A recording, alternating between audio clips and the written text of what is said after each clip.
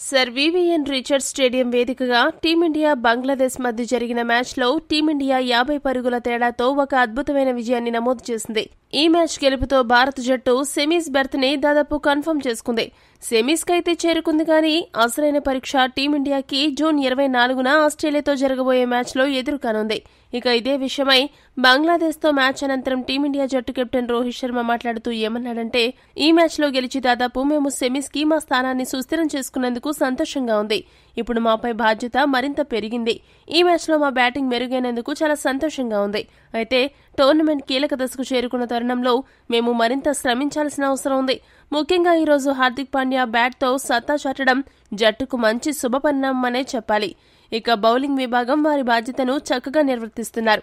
మొత్తంగా మేము బ్యాట్తో, బాల్తో ఈరోజు ఆల్రౌండ్ ప్రదర్శన కనబరచడం ఆనందంగా ఉంది. అక్కడక్కడ కొన్ని లోపాలైతే ఉన్నాయి కానీ వాటిని సరిచేసుకుని మరింత బలంగా సిద్ధమవుతాం. అయితే మాకు అసలైన సవాలు ఆస్ట్రేలియాతో జరగబోయే మ్యాచ్లో ఎదురుకానుంది. ప్రస్తుతం ఆ జట్టు ఈ టోర్నమెంట్లో అన్ని జట్ల కంటే అత్యంత ప్రమాదకరంగా కనబడుతోంది. అయితే అందుకు తగ్గ ప్రణాళిక మేము తప్పకుండా సిద్ధం చేస్తామని రోహిత్ శర్మ ముగించాడు. ఈ వీడియో కనుక మీకు నచ్చినట్టయితే లైక్, షేర్, కామెంట్ చేయండి. మరిన్ని స్పోర్ట్స్ అప్డేట్స్ కోసం మా ఛానల్ సబ్స్క్రైబ్ చేసుకోండి.